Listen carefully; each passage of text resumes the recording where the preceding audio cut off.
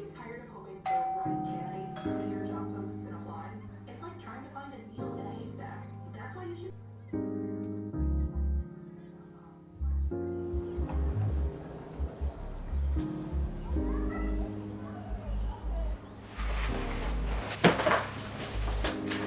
SmallRig actually sent me 3 of these lights, so I'm gonna give one away. Just drop a like on this video, leave a comment with your Instagram handle, and I'll choose someone randomly in a week. My initial reaction when I pulled these lights out of the box is that these lights look extremely similar to the Zhiyun G60 lights that I reviewed just a couple of months ago. Not down to the T, but the form factor of the lights is very similar. But this SmallRig R60 is significantly different and better in 2 ways, which we'll get to in a second. I can't be the only one who is a little bit tired of new lights. Not because lights are bad, but because lights are extremely freaking good right now. Aside from me being a YouTuber and getting the majority of my lights for free, I feel like as a creator, once you have invested your money into your primary lighting fixture and your primary set of modifiers for that lighting fixture, it's very hard for you to want to purchase another light. It has to be a significant difference. It has to be something significant for you to want to invest your money into it. So why in the world would you want to buy these SmallRig R60 lights? Well, for me, it's simple. The light is small, it can connect to an app, and it has a built-in battery, meaning you could pretty much take it wherever, making it probably the best light for creators. All right, now you're probably wondering, what is the difference between this RC-60B by SmallRig and the small Zhiyun light that was pretty much the exact same size? They both are small, they both connect to an app. What's the difference? Well, the RC-60B actually improves on pretty much everything that I did not like about the Zhiyun light. From like 1% power all the way up to like 5, the color temperature was completely incorrect. It didn't matter what you changed the CCT value to, the light was pretty much always way too cool. And that's important to me because a lot of the times when I use these smaller lights, I'm actually using them at a very low output. I actually don't even need the entire 60-watt range the majority of the time. And the other thing that this thing improves on is that the battery's built in. The fact that the battery's inside of this light just makes it so hassle-free. It's better. It's no coincidence that I also enjoyed that light. It's very small, but this one, it's just better. I don't know about y'all, man, but I'm a very lazy creator when it comes to using lights, because 99% of the time you can get it to good enough without using any lights, and that's me. I'll move closer to the window and deal with all the crazy color shifts that happen when you use window light, all the blue tones and green and all that wild stuff.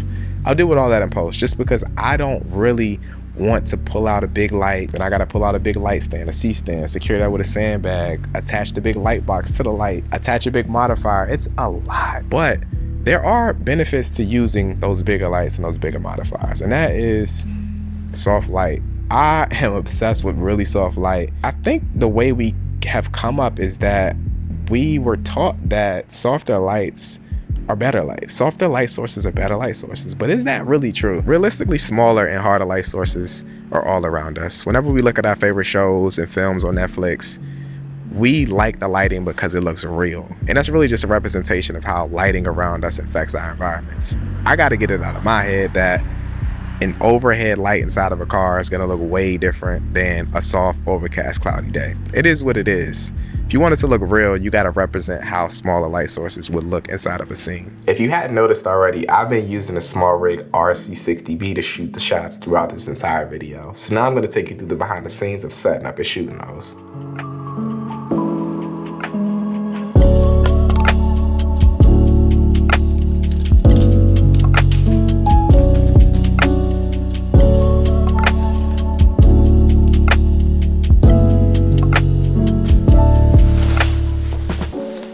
I think my biggest gripe with using small and lighting fixtures is not even the size themselves, but just the quality of light that they output. It's very hard for you to get really soft light from a really small light source unless you have some sort of diffusion in front of it. And with this light, the SmallRig team did inform me that they are eventually going to be releasing a Bowens mount adapter for it, but currently I don't have one. So I have to either use the very small softbox that they created with it, which isn't bad necessarily depending on the type of light that you're trying to create. But right now I want something big and soft. So this is my solution. Now you don't have to actually buy something like this. Like white sheets work perfectly fine. Shower curtains work perfectly fine. Just basically something that's white and translucent that can diffuse the light. actually does a really great job of doing so. Something like this basically turns that very small light source into something this big and soft. Alright, what I will say though is, using small lights, the huge benefit of it is being able to use small light stands and not feel bad about it. This, I would never ever put a huge light on because it's gonna hit the floor. Damn, that's clean, yo. I don't need to plug a wire in. I could just throw this on the stand. This is crazy.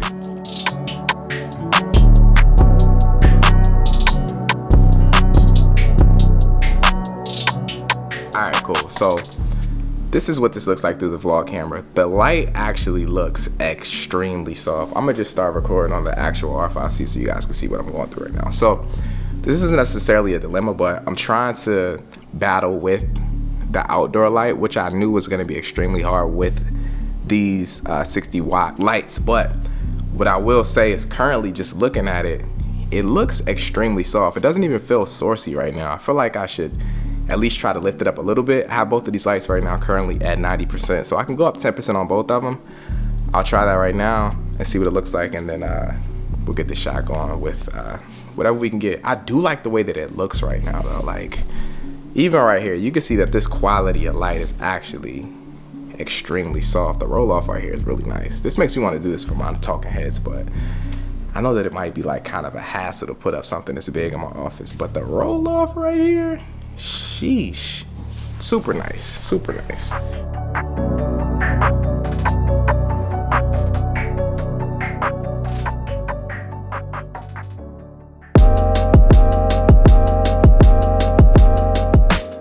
Okay, day 2.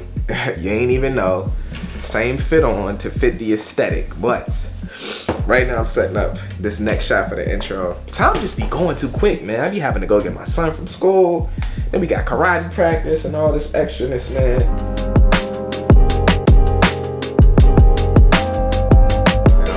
We got the R60s by SmallRig, the lights outside of the window, and I'm trying to replicate the sun coming through this hallway so I can shoot the intro shot. Again, this is a totally different day, so it's crazy the difference in not only lighting but temperature. It's like 20 degrees outside right now. An exaggeration, but it's very cold, and yesterday it was like 80. So basically what I'm doing right now is I'm trying to replicate the sun coming through so we can shoot the intro shot. But I got 2 of the R60s outside of my door, and you can see it's giving us some really cool shape across this wall. I just need a little bit of shape on me. You can almost silhouette myself out in the shot, but we about to set it up right now on the R5C. Open up this box.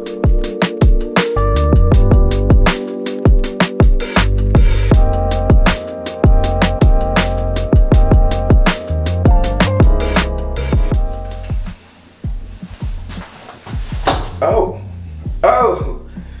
about to knock my vanity off the wall.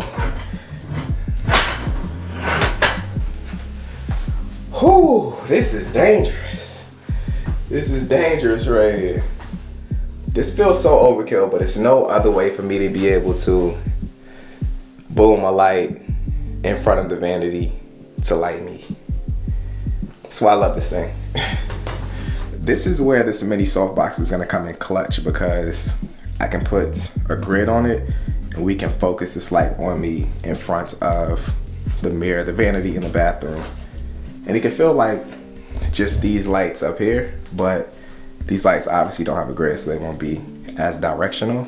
So this won't spill all over the place.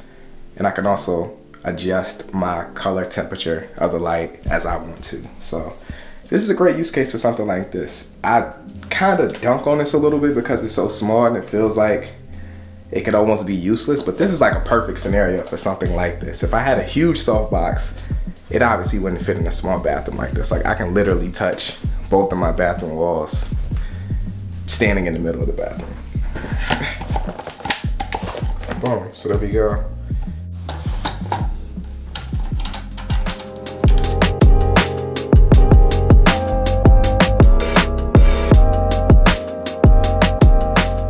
So this is what the final setup ended up looking like. We got the RC60 up there, and you can see, just looking at this angle right here myself, if I drop this ISO down a little bit, it looks nice. It looks a lot nicer than what this would look like if I turn my lights on.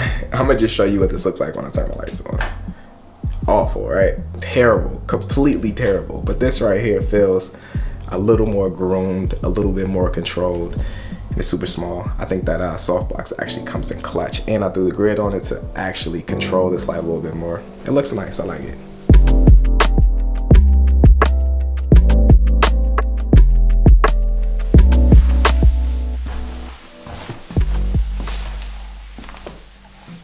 Dang, man, this is lit.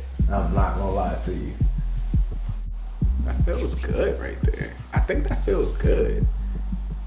Okay, second setup done. Exactly the same as the first setup. And again, I am extremely pleased with the way that this light wrap is just coming from these small lighting fixtures. If you put some diffusion in front of these lights, they look good. They give you nice soft roll off, and it's really just about understanding lighting. Like, a lot of people think small lights equal bad quality of light, but it's really just all about the diffusion you put in front of it. If you're interested in something huge like this, I'll leave mine's linked in the description below, but you can honestly just go get a sheet, go get a shower curtain that has a nice frost to it. You'll get a nice big lighting source that looks nice and soft. It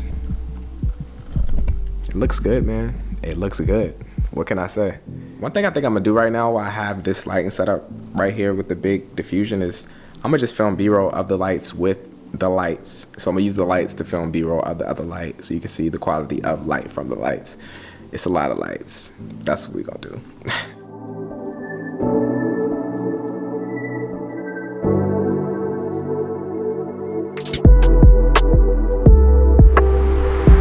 This is that gross light right here, that gross orange light. I'm out right now about to test some lighting setups with the RC-60, the R60, the RC-60, the R60. What is the name of the light? I don't know, I already butchered the light. I probably done said it wrong the whole time. R60? I think it's the R60, man.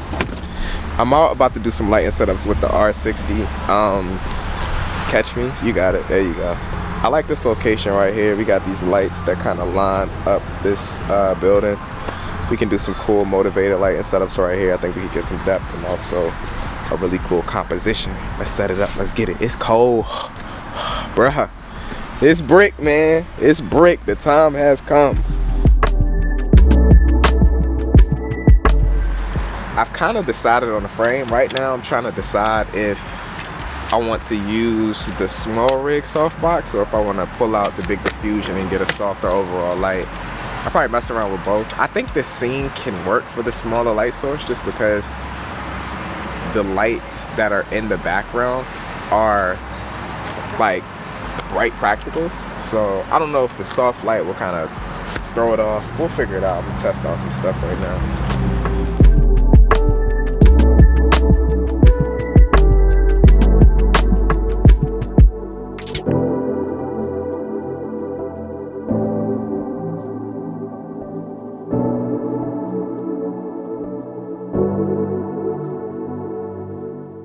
Let's go. The security pulled up on me, so I got to dip, but I did still get the shot. I didn't get my audio that I wanted, but it's all good. He was a nice guy. I appreciate him for even letting me be here for that little bit of time. Now we got to find another spot. We really testing the ISO right now. I'm at like 10 bands right now. 12,800, 16,000, 20,000. We here, let's go.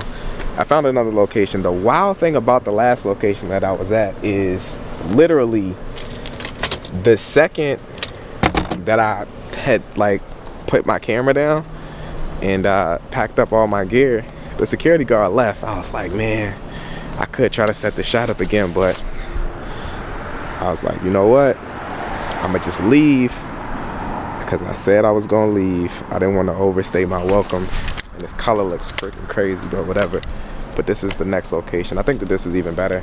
It's brighter. It has better leading lines, better composition. So we about to set up the lights and grab this shot. Let's get it. It's gonna be dope.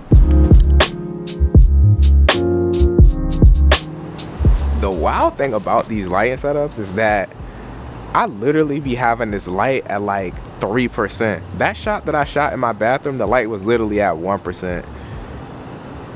I'm convinced that we buy lights that are way overpowered for 99% of the stuff that we do, because this is crazy.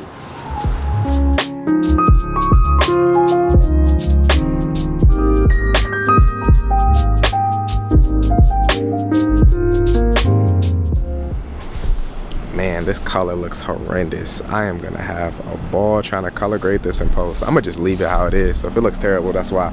But we got the R60 right there, the RC60. Isn't it? I'm f***ing it up. What is it? It's the RC-60B.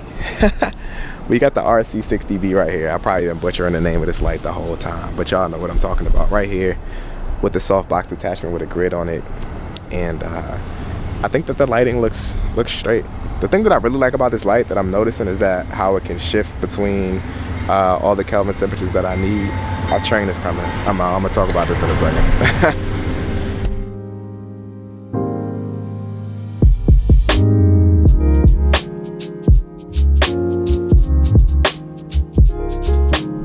Alright, that setup was a success. Now, one thing that I do really like about the RC-60B light is the fact that you can adjust the Kelvin temperature.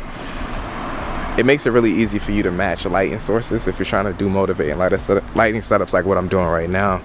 You could pretty much just shift that to whatever temperature you need and get something that works for what you're doing. Makes it even more convenient. Built-in battery, Kelvin adjustments. You got this additional little soft box that you can take with you. No wires, no hassle, no additional boxes, and you can throw it on super cheap Amazon stands. I'm in love. This is the way that I like to create, man. It's cool when I got a lot of people around me and I'm on set, we doing something big and huge. When I'm filming myself and my content, this is the play. This is it, man. Yo, I've always wanted to shoot at this. Oh my God, this is terrible. The ISO, the color, everything in this video is gonna be all over the place. Yo, I've always wanted to shoot at this storage place, storage unit, storage containers. It's so symmetrical. You got the green on the side. I'm gonna try to set up a comp using the light. It's already very bright over here though, so I don't really know how it's gonna come off on camera, but I'm gonna try it anyways. I'm gonna turn the car off so I don't get none of that red light in the scene, but let's hope. Let's hope it turns out. Let's hope it turns out. Ironic that this video is sponsored by SmallRig and I got their tripod as well. This right here is not sponsored. I actually bought this on my own, but SmallRig also makes fire tripods too. This one's probably one of my favorites right here.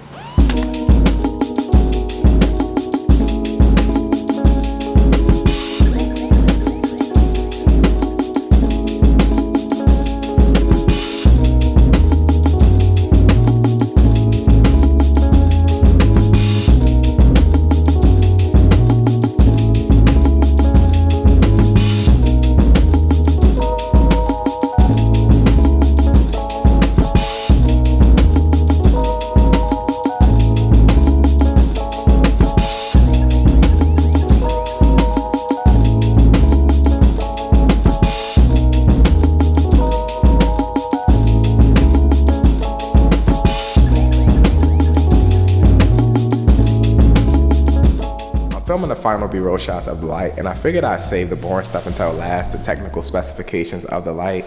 Let me run through those really quick. So this light can do CCT values of 2700 all the way up to 6500. It has an internal battery. I think this thing is rated at around 40 minutes at that full 100% power, but honestly, throughout my entire use of using this light, I never went over 40%. The good thing about this light though is that it gives you an estimated time until it will die depending on whatever intensity you're on right now. So right now I'm using it at 2% and it's telling me that this will run for 5 hours at that percentage, which is really dope. This light can do internal effects, fireworks, flicker, paparazzi, all that stuff that you're used to with lighting fixtures. Aside from this having an internal battery, it can also be powered through power delivery. So if you have a USB-C power bank, you can plug that straight into it and that will feed it power. It has a 1/4-20 thread on the bottom of it, and also comes with a really cool handle for you to be able to hold it. So if you got somebody out with you while you're shooting, they can hold the light off to the side. You can get some really cool cinematic stuff. This will probably be the way that I use this the most. Just throw it on a really cheap Amazon stand, have my homie Hollywood it off to the side of the scene. It tends to look really good that way. And all in all, that's pretty much it. The SmallRig RC-60B is them thinking about the creator's convenience and budget. Costing $199 and having the capability to cover all of these different scenarios truly shows this light's versatility. With 60 watts of output, many modifiers, and a built-in battery, you can use this light anywhere without any hassle. Hit the link in the description to check out the RC-60B by SmallRig, and don't forget to enter the giveaway by dropping a comment and a like on this video. I'm out, y'all. Peace.